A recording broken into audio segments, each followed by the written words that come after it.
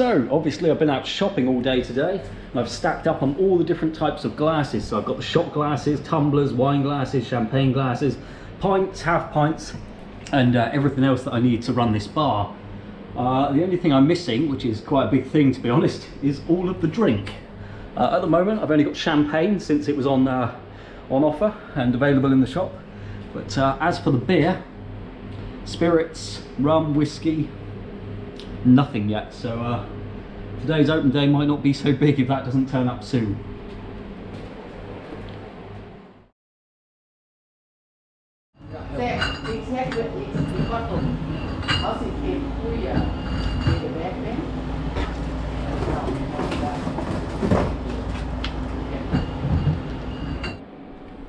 So I've just had my first delivery of beers, and obviously it's Thai beer because it's a Thai bar. So I've got Chang and I've got Singer, and then there's another 3 crates under there filled with more beer. So we're good on the Thai beer. I've also got some Mekong whiskey, still waiting on the rest, and I've just given them a call. They said it'd be about 5 o'clock.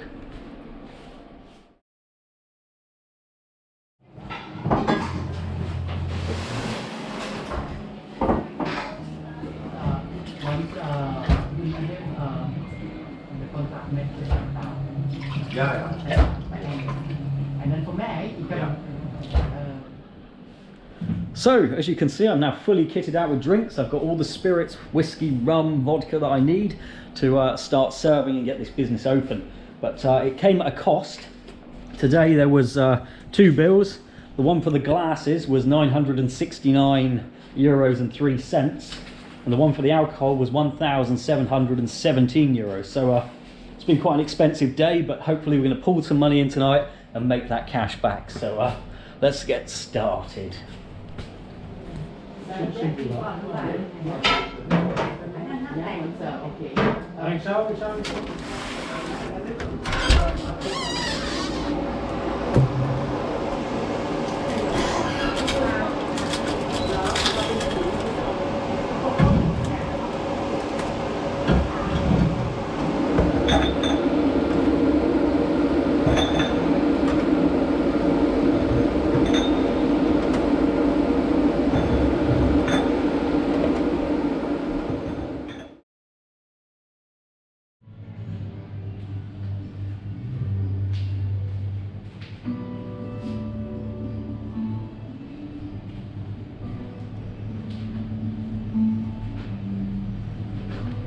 So the first 4 days of business has been absolutely incredible, but after day 1 I developed a very severe flu, so working a 15-hour shift with the flu is not great. But the money's pouring in, the drinks have been restocked again today, so everything's selling pretty well, and I'm getting an idea of what's the best selling and what really doesn't move.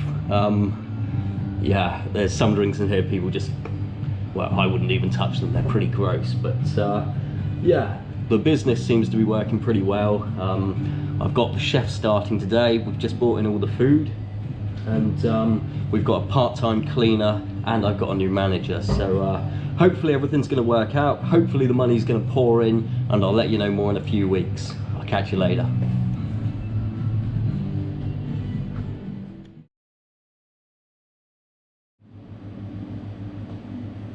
Right, so it's Sunday the 15th of March, and at 6 o'clock today the whole of Amsterdam went on lockdown because of coronavirus. So that means all bars, cafes, clubs, pubs, the red light district, the coffee shops, the museums, everything's been completely closed and will probably remain closed for the next few weeks. The only thing that is still open is the supermarkets, which is good because people keep buying toilet rolls. And because so many people keep buying toilet roll, I've now had to buy a load of toilet roll to make sure that I've got toilet roll when all the toilet roll disappears. So yeah, we're good for toilet roll at the moment.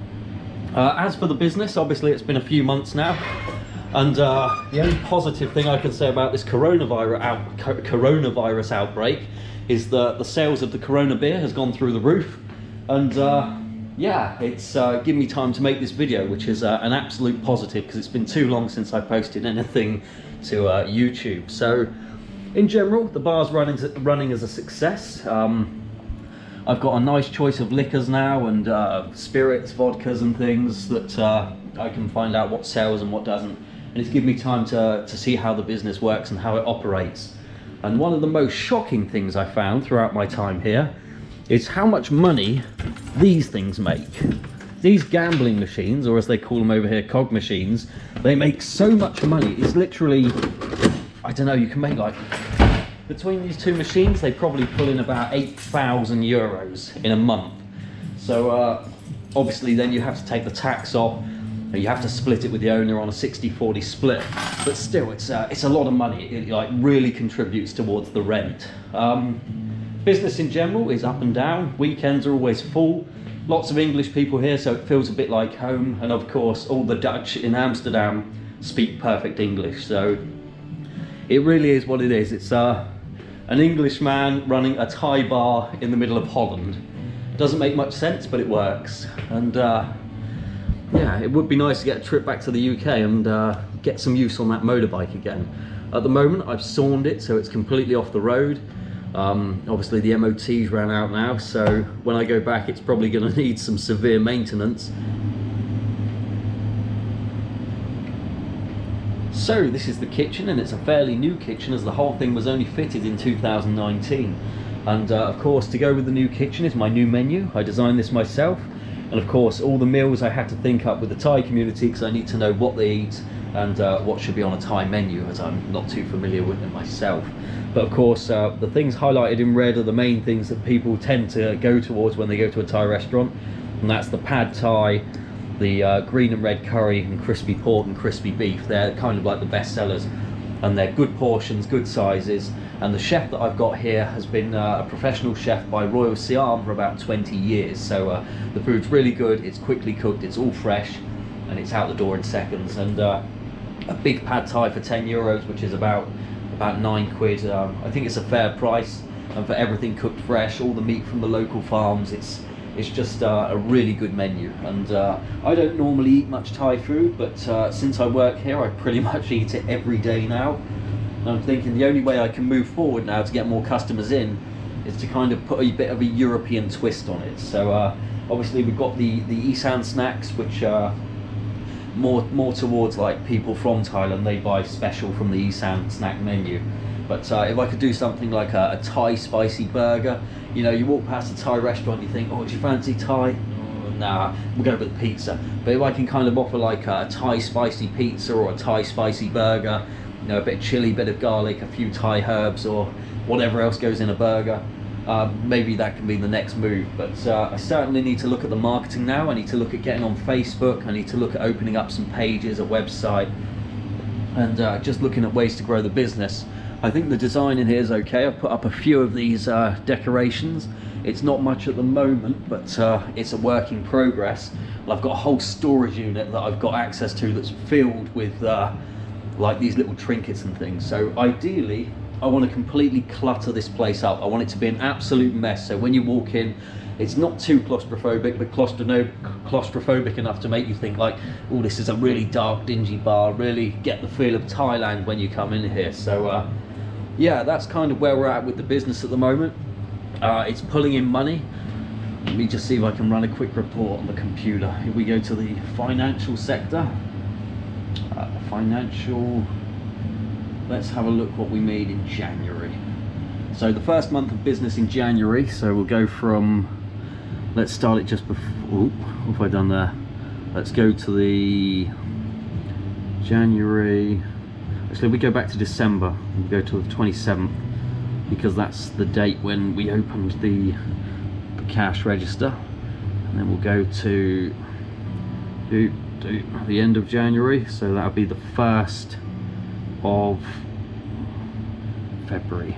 Generate, and now we'll find out exactly. I don't know myself actually, because we pay the taxes every 3 months, so it'll be interesting to know how much tax I'm going to roughly be looking at paying at the end of this month, especially when I'm going to be out of business for 3 weeks and I still have to pay the staff their wages because they're on annual salary.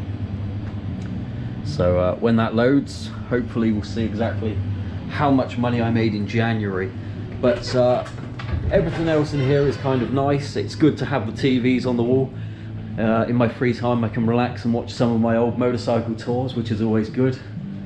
and we're looking at bringing in a karaoke system. Now, karaoke's a bit hit and miss, you know, sometimes you get some good singers and you can chill and relax and get a nice table of friends all gathering together and doing what they do, or you can get a really terrible singer that can completely clear out the bar in minutes. And obviously that little machine on there, we gave it a trial before we get the professional one in, and it's just, yeah, it's one of those things. If somebody sings terrible, you'll wipe the bar out. So in January, I made 20,519 cash and 6,027 euros by pin. So that's a total of 26,547 euros 60 cents with the orders completed. So yeah, that's a lot of tax. I really can't believe I made that much money in January. I've got a 3-month cooling off period with the investor, so I haven't got to pay back money for 3 months, only the basic rent. I don't have to pay for the kitchen or the interest or anything, just the basic rent. So I've actually made quite a lot of money. I'm quite happy with that.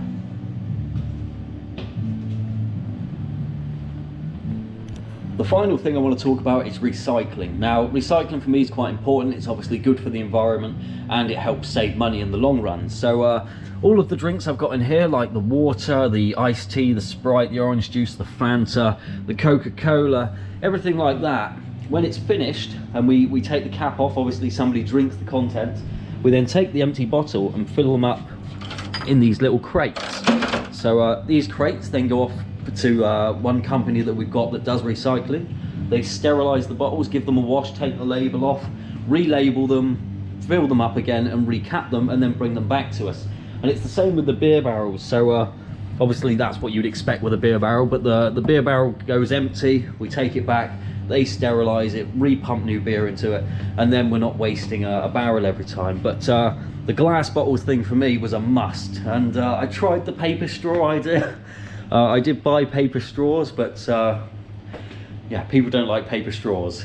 I'm one of those people. I don't like paper straws. In fact, I don't like a straw at all. But paper straws, yeah, it's never going to work in a...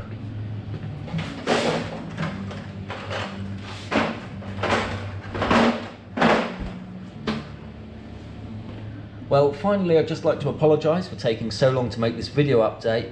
And I'd like to also apologise that it's not another motorcycle video. I would like to get back to making those motorcycle videos, and in the future that will happen.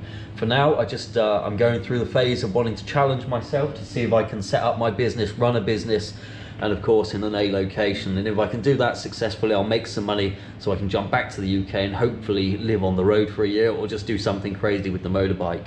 But for now, I'm gonna head home, take my toilet roll with me and my tin food. I don't know why I bought so much tin food. I've got a kitchen filled with food and I'm on lockdown for 3 weeks. So it either goes in the bin or I eat it. And I've been buying bag after bag of tin food. So yeah, absolutely crazy. But thank you for watching. I'm sure I'll see you soon.